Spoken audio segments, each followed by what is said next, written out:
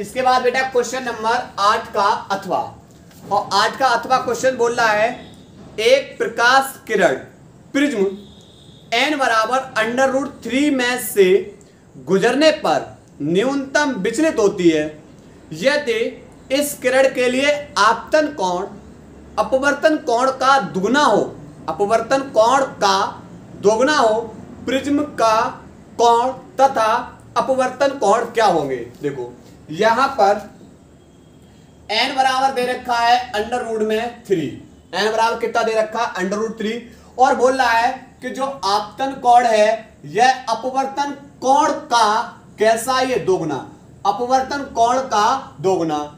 तो यहां पर पूछा है क्या क्या पूछा है, एक तो प्रिज्म कोण पूछा है और दूसरा पूछा है, दूसरा जो पूछा है वो अपवर्तन कोण, अपवर्तन कोण r, अपवर्तन कोण r। क्लियर। तो यहां से एक फॉर्मूला पता है, आपतन कोण, आपतन कोण I बराबर होता है डेल्टा m प्लस a/2 और अपवर्तन कोण, अपवर्तन कोण r बराबर होता है a/2।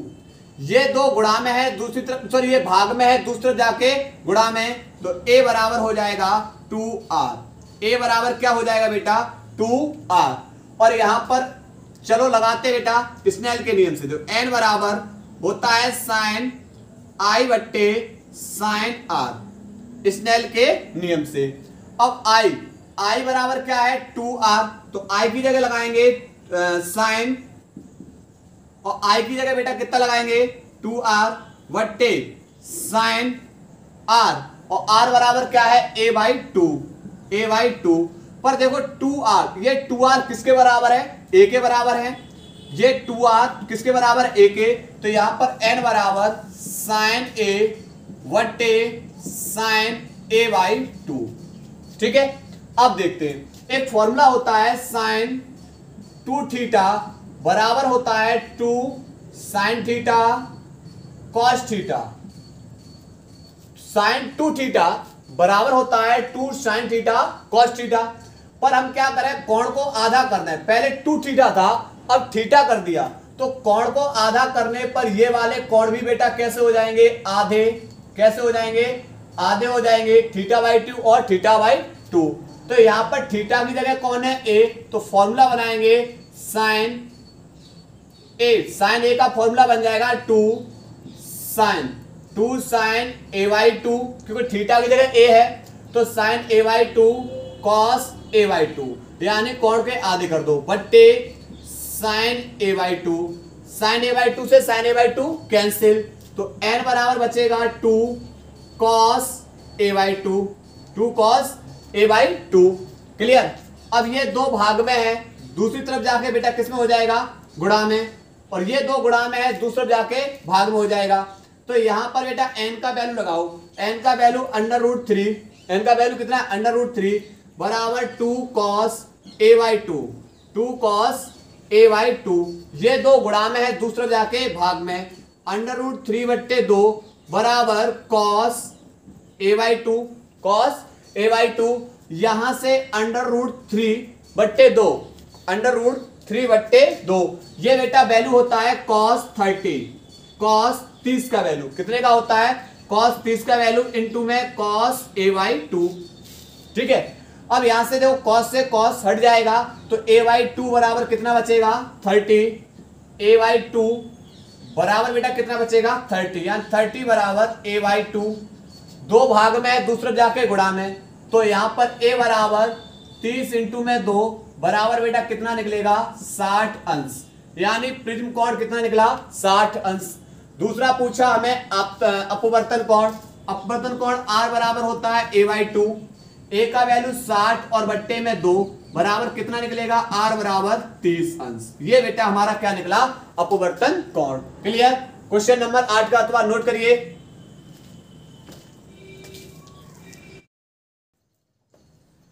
इसके बाद बेटा क्वेश्चन नंबर 9, क्वेश्चन नंबर 9 क्या बोल रहा है, क्वेश्चन नंबर 9 बोल रहा है p टाइप तथा n टाइप अर्धचालकों के अभिलक्षणों की तुलना कीजिए। p और n टाइप अभिलक्षणों की तुलना करनी है। फिर बोल रहा है पीएन संधि डायोड की अर्ध तरंग दिष्टकरण प्रक्रिया को परिपथ आरेख खींचकर समझाइए। देखो दिष्टकरण जो पीएन संधि का जो अर्ध तरंग दिष्टकरण पूछा है, ये क्वेश्चंस बेटा इंपॉर्टेंट है। देखो सबसे पहले बेटा हम पी टाइप और एन टाइप, पी टाइप और एन टाइप अर्धचालकों के बारे में समझेंगे। देखो क्या है, इस ओर में लिखा है बेटा एन टाइप अर्धचालक, इस ओर लिखा पी टाइप अर्धचालक। पी का मतलब पॉजिटिव टाइप, एन का मतलब नेगेटिव टाइप। अब नेगेटिव टाइप अर्धचालक बनेगा कैसे, तो आप क्या करोगे, आप वर्ग 14 के तत्व में, वर्ग 14 जैसे सिलिकॉन और जर्मेनियम में, आप वर्ग 15 के तत्व, वर्ग 15 के तत्व यानी पंचम संयोजी तत्व जैसे फास्फोरस, आर्सेनिक आदि अशुद्धियों को मिलाएंगे तो बेटा यह कैसा अर्धचालक बन जाएगा, एन टाइप। और पी टाइप अर्धचालक कब बनेगा, जब आप चतुस्संयोजी जैसे सिलिकॉन और जर्मेनियम में आप त्रिसंयोजी जैसे वर्ग 13 के तत्व जैसे बोरॉन, एल्यूमिनियम आदि अशुद्धियों को मिलाओगे तो आदि अशुद्धियों को मिलाने पर यह किस प्रकार का अर्धचालक प्राप्त होगा, तो यह बेटा पी टाइप का अर्धचालक प्राप्त होगा। क्लियर।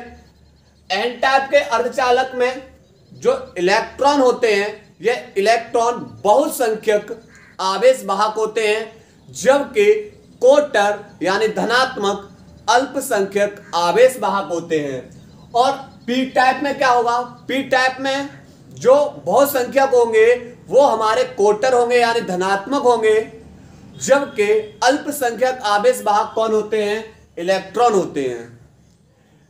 एन टाइप में क्या होगा, जो इलेक्ट्रॉनों का घनत्व है वह कोटर की तुलना में उच्च होता है, जबकि पी टाइप अर्धचालक में कोटरों का घनत्व एन टाइप कोटरों का घनत्व इलेक्ट्रॉन की तुलना में उच्च होता है। क्लियर।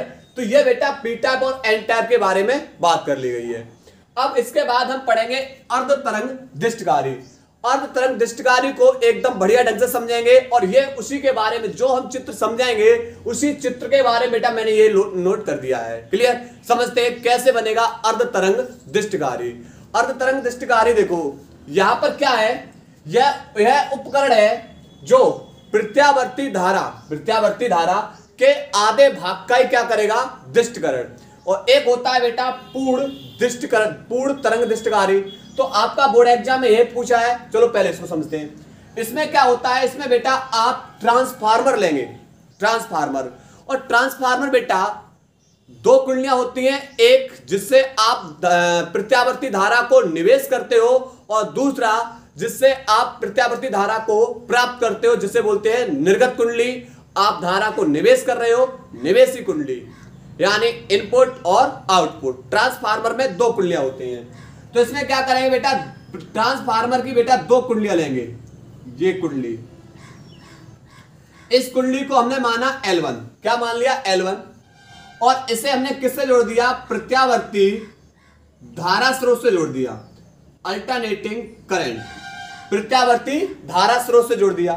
कुंडली L1 को प्रत्यावर्ती धारा स्रोत से जोड़ने के बाद कुंडली बेटा इसके संपर्क में एक दूसरी कुंडली रखी हुई है। अब इस कुंडली पे क्या करना है, एक डायोड लगाना है। क्या लगाना है, एक डायोड, पीएन संधि। ये बेटा क्या है, पीएन, पी टाइप को इससे और एन टाइप को इससे, पीएन संधि डायोड लगा दिया। और इसे क्या कर दिया, इसे एक लोड प्रतिरोध द्वारा, इसे एक लोड प्रतिरोध द्वारा RL, ये लोड प्रतिरोध द्वारा जोड़ दिया गया इस कुंडली को ऐसे। ये लोड प्रतिरोध। अच्छा ये क्या है, अल्टरनेटिंग करंट है। और यहां से ये प्रत्यावर्ती धारा, पहली वाली कुंडली को हमने कैसे जोड़ा, L1 को प्रत्यावर्ती धारा स्रोत से और L2 कुंडली से पीएन संधि डायोड और एक लोड प्रतिरोध को जोड़ दिया। अच्छा यहां से धारा का निवेश होगा, इधर से अल्टरनेटिव जो L1 कुंडली है यहां से धारा का क्या करेंगे, निवेश, अर्थात धारा इनपुट होगी। यहां से धारा क्या करेंगे, इनपुट होगी L1 कुंडली से। L2 कुंडली के जो लोड प्रतिरोध लगाया हुआ है इससे हमें क्या होगी, धारा प्राप्त होगी। धारा क्या होगी, प्राप्त होगी, प्रत्यावर्ती धारा यानी आउटपुट। यहां से धारा दे रहे हो और यहां लोड प्रतिरोध से धारा ले रहे हो। क्लियर? तो हमने बेटा संरचना के बारे में यही लिखा है। क्या लिखा है कि अर्ध तरंग दृष्टिकारी में ट्रांसफार्मर की एक कुंडली से प्रत्यावर्ती धारा स्रोत तथा दूसरी कुंडली से, जो दूसरी वाली कुंडली L2 से एक पीएन संधि डायोड तथा एक लोड प्रतिरोध लगा देते हैं। निर्गत वोल्टता को, मतलब बाहर जो प्राप्त होने वाली वोल्टता है उससे हम बेटा निर्गत वोल्टता को लोड प्रतिरोध से प्राप्त करते हैं। ये चीज मैंने इतनी लिखी है, उम्मीद होगी यहां तक समझ में आ गया होगा। अब ये बेटा कार्य कैसे करेगा, कार्य कैसे करेगा, देखो जब बेटा हम धारा का प्रत्यावर्ती धारा बेटा यहां पर समझते हैं, प्रत्यावर्ती धारा बेटा इस तरीके से लेगी, ये ऊपर वाला जो ये बिंदु है ओ मान लिया, ओ से ऊपर वाले चक्र धनात्मक और नीचे वाले चक्र कैसे होते हैं, ऋणात्मक। बिंदु ओ से ऊपर वाले चक्र धनात्मक और नीचे वाले चक्र ऋणात्मक। तो प्रत्यावर्ती धारा का आधा चक्र धनात्मक और आधा चक्र बेटा कैसा होता है, ऋणात्मक, फिर आधा चक्र धनात्मक, उसके बाद फिर आधा चक्र कैसा होता है, ऋणात्मक। क्लियर? अब होगा क्या कि यहां पर जो इसे मान लिया द्वितीय कुंडली का एक सिरा A और दूसरा सिरा हम क्या मान ले रहे, B। क्या मान लिया, B। जब बेटा हम आधा चक्र चलेंगे, कितना चलेंगे, ये आधा चक्र, कितना चलेंगे, ये आधा। तो आधे चक्र में बेटा चलने पर, आधे चक्र में चलने पर सिरा A धन वाला बन जाएगा और सिरा B बेटा इस पर कौन आ जाएगा, ऋण विभव आ जाएगा। सिरे A पर धन विभव, द्वितीय कुंडली के सिरे B पर ऋण विभव उत्पन्न हो जाता है। तो ऋण विभव होने से बेटा जब सिरा A पर धन विभव आ जाएगा तो बेटा यहां पर ये कौन जुड़ा हुआ है, P, और P भी कैसा हमारा धनात्मक। तो यहां पर ये सिरा धनात्मक, ये भी सिरा कैसा है, धनात्मक। तो बेटा जब हम P टाइप के क्षेत्र को धनात्मक टर्मिनल से जोड़ते हैं तो यह बन जाता है अग्र अभिनत। क्या बन जाता है, अग्र अभिनत। और अग्र अभिनत की स्थिति में धारा प्रवाहित होने लगती है। क्यों? क्योंकि इनके बीच में P टाइप और इस धनात्मक के बीच में प्रतिकर्षण होगा, और जब प्रतिकर्षण होगा तो बेटा धारा प्रवाहित होगी, और धारा बेटा किधर प्रवाहित होगी, X से Y की ओर। क्लियर? ये अर्ध चक्र की बात हो गई। जब आधा चक्र बेटा कैसा है, धनात्मक, तब अब क्या किया, आधा चक्र बेटा हम चले ऋणात्मक। ऋणात्मक में क्या होगा कि ऋणात्मक में बेटा यहां पर A ऋण विभव बन जाएगा और B कैसा बन जाएगा, धन विभव। B कैसा बन जाएगा, धन विभव। तो यहां पर देखो जब P टाइप क्षेत्र को ऋणात्मक टर्मिनल से और N टाइप क्षेत्र को बेटा धनात्मक टर्मिनल से जोड़ते हैं तो यह बन जाता है उत्क्रम अभिनत। और उत्क्रम अभिनत की स्थिति में धारा प्रवाहित नहीं होती, अर्थात लोड प्रतिरोध से धारा हमें कैसी मिलेगी, शून्य मिलेगी। धारा कैसी मिलेगी, शून्य मिलेगी। तो इस स्थिति में तो यहां पर बेटा जो ग्राफ बनेगा, यहां पर जो ग्राफ बनेगा इसी के नीचे बना दे रहे हैं। यहां पर जो ग्राफ बनेगा बेटा इस स्थिति में इस तरीके से ग्राफ बेटा कैसे हमें स्थिति मिलेगी, देखो कि बेटा जब आप आधा चक्र धनात्मक होता है, आधा चक्र धनात्मक होगा, टर्मिनल A धनात्मक होगा, धारा प्रवाहित होगी, यानी निर्गत धारा प्राप्त होगी। हमें क्या होगी, निर्गत धारा प्राप्त होगी। फिर क्या हुआ, आधा चक्र जैसे ही ऋणात्मक हुआ तो बेटा इनके विभव पलट गए, और विभव पलटने से क्या हुआ बेटा, ये उत्क्रम अभिनत प्राप्त हो गया, और उत्क्रम अभिनत में हमें धारा प्राप्त नहीं हुई, यानी धारा रुक गई। फिर से बेटा हमारा जो चक्र है वो कैसा पहुंचा, धनात्मक। धनात्मक चक्र पहुंचेगा, फिर धारा प्राप्त हुई। क्यों? क्योंकि ये बेटा A धन बन गया और B बेटा कैसा बन गया, ऋण बन गया, मतलब ये उत्क्रम अभिनत बन गया। फिर से बेटा ये बेटा बन गया अग्रमिनत।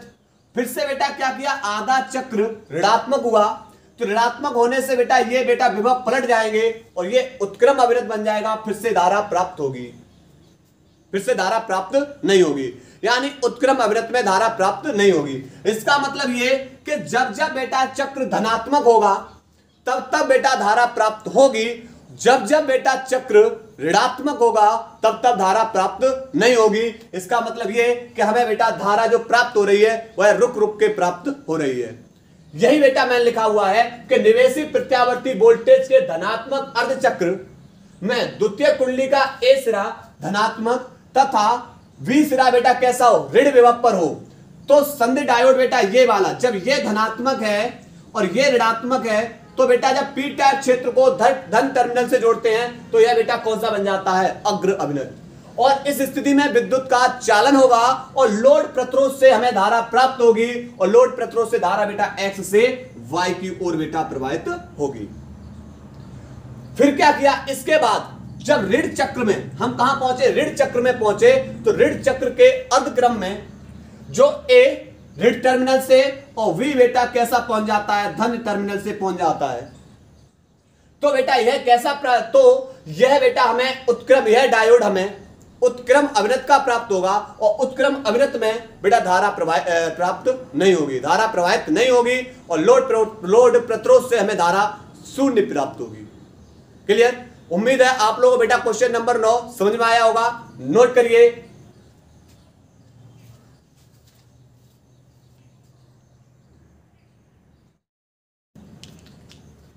इसके बाद बेटा क्वेश्चन नंबर 9 का अथवा क्वेश्चंस, ये लास्ट क्वेश्चंस है इस सेट का। देखो क्या बोल रहा है, क्वेश्चन बोल रहा है स्थिर वैद्युतिकी में गॉस नियम का उल्लेख कीजिए। इसका उपयोग करके पहला पॉइंट बताना है, गॉस नियम का उपयोग करेंगे और उसका उपयोग करके पहला बताना है एक बिंदु स्रोत आवेश Q के कारण वैद्युत क्षेत्र की तीव्रता का मान निकालना है। दूसरा स्रोत आवेश Q तथा एक टेस्ट आवेश या धन परीक्षण आवेश Q0 के बीच कूलाम नियम को निगमन कीजिए। देखो सबसे पहले बेटा हमें गॉस की प्रमेय याद होनी चाहिए। क्या याद होनी चाहिए, गॉस की प्रमेय। क्या है गॉस की प्रमेय? इस नियम के अनुसार किसी बंद पृष्ठ से होकर गुजरने वाला कुल वैद्युत फ्लक्स, यानी पृष्ठ से, बंद पृष्ठ से होकर गुजरने वाला कुल वैद्युत फ्लक्स उसके भीतर उपस्थित कुल आवेश का 1/ε0 गुना होता है। यानी जो वैद्युत फ्लक्स है, बंद पृष्ठ के भीतर जो उपस्थित कुल आवेश है उस कुल आवेश का 1/ε0 गुना होता है।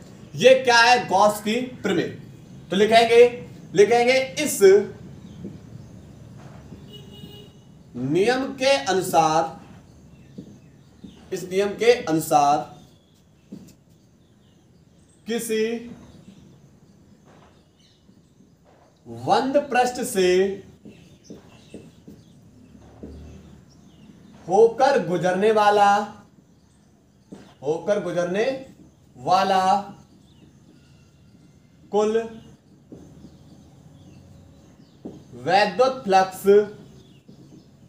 कुल वैद्युत फ्लक्स पृष्ठ के भीतर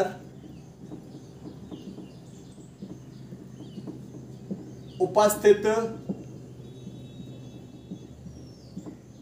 आवेश का 1/ε0 गुना होता है अर्थात फाई बराबर Q अपॉन ε0। एक होता है वैद्युत फ्लक्स फाई E बराबर vector E dot vector A, अर्थात वेक्टर हटाओगे तो होता है EA cos थीटा। क्लियर? ये वैद्युत फ्लक्स का फॉर्मूला होता है। ये किसका फॉर्मूला होता है, वैद्युत फ्लक्स का। देखो अब क्या करना है, इस गॉस की प्रमेय से पहले हमें निकालनी है वैद्युत क्षेत्र की तीव्रता और फिर निकालना है बेटा कूलाम के नियम को। तो पहला स्टेप करने वाले हैं कि गॉस की प्रमेय से पहला स्टेप क्या करने वाले हैं, गॉस की प्रमेय से एक बिंदु स्रोत के कारण वैद्युत क्षेत्र तथा बेटा इसी में हम ऐड कर दे रहे हैं कूलाम के नियम की उत्पत्ति तथा हमें बेटा किसके नियम की उत्पत्ति करनी है? कूलाम के नियम की उत्पत्ति। क्यों? क्योंकि बेटा टेस्ट परीक्षण और ले रखा है। तो सबसे पहले एक बंद पृष्ठ मान लिया बेटा, एक ये बेटा कैसा है? आवेशित गोला ले लिया हमने। क्या ले लिया बेटा? एक आवेशित गोला ले लिया। इसके मध्य बिंदु O पर कौन आवेश है? प्लस Q आवेश है। इससे R दूरी पर एक बिंदु P स्थित है।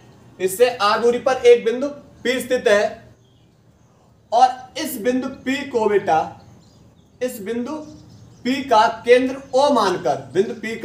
O मानकर हम एक गॉसियन पृष्ठ, किसकी? गॉसियन पृष्ठ की रचना करते हैं। अब देखो होगा क्या कि बेटा यहां से प्लस Q आवेश के कारण इससे कौन निकलेगा? वैद्युत फ्लक्स। परिभाषा यही कह रही है, प्लस Q आवेश के कारण कौन निकलेगा बेटा? वैद्युत फ्लक्स। अब कितना निकलेगा? ये तो बहुत बड़ा कार्य हो गया। तो सबसे पहले हम बेटा क्या करेंगे? इसके अल्पांश भाग में पता करेंगे कि इसके अल्पांश भाग में वैद्युत फ्लक्स कितना निकलेगा। यानी हमने बेटा बिंदु P पर एक अल्पांश भाग लिया और इस भाग में यह पता करना है कि इससे वैद्युत फ्लक्स कितना निकल रहा है। प्लस Q आवेश के कारण वैद्युत क्षेत्र की तीव्रता दिशा बेटा बाहर की ओर। प्लस के कारण जिस बिंदु पर देख रहे हैं उससे बेटा बाहर की ओर। आप इस बिंदु से पृष्ठ को देखोगे, पृष्ठ भी बेटा किधर दिख रहा है? बाहर की ओर। और पृष्ठ बेटा पूरा का पूरा पृष्ठ बेटा A है। पूरा का पूरा पृष्ठ मैंने क्या मान लिया? क्षेत्रफल A है। पूरे पृष्ठ A है और इस A का छोटा सा हिस्सा ले लिया हमने, यानी DA। क्या ले लिया? DA। अब देखेंगे कि अल्पांश भाग से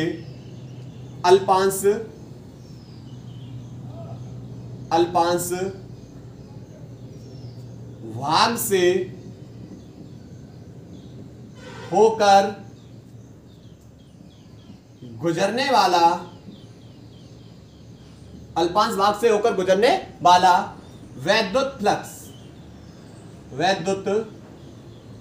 फ्लक्स फाई E बराबर फॉर्मूला होता है E dot A cos theta. पर एक गलती कर रहे हैं, हम भाग ले रहे बेटा अल्पांश भाग के लिए बेटा क्या लगा देंगे? D। तो वैद्युत फ्लक्स भी बेटा क्या निकलेगा? अल्पांश D लगा दे रहे। अब देखो यहां पर वैद्युत क्षेत्र की दिशा और पृष्ठ की दिशा दोनों की बेटा दिशा एक है। तो जब दोनों एक ही दिशा में तो थीटा बराबर कितना आ जाएगा? 0। तो थीटा बराबर जब 0 लगाओगे तो यहां पर लगाएंगे डी फाई ई बराबर E डॉट DA cos 0 और cos 0 का मान कितना होता है? 1। तो यहां पर डी फाई ई बराबर E डॉट DA। क्यों? क्योंकि बेटा एक का गुणा करोगे तो यही आएगा। देखो इस अल्पांश भाग से इतना वैद्युत फ्लक्स गुजर रहा है, अल्पांश भाग से इतना वैद्युत फ्लक्स गुजर रहा है, तो संपूर्ण भाग से होकर गुजरने वाला वैद्युत फ्लक्स संपूर्ण भाग से या संपूर्ण पृष्ठ से होकर गुजरने वाला वैद्युत फ्लक्स, संपूर्ण पृष्ठ से होकर गुजरने वाला वैद्युत फ्लक्स यानी फाई ई। तो आप क्या करोगे? जो छोटा सा हिस्सा निकाला, अल्पांश हिस्सा निकाला है, उसका बेटा क्या कर दो? समाकलन। उसका क्या कर दो? समाकलन।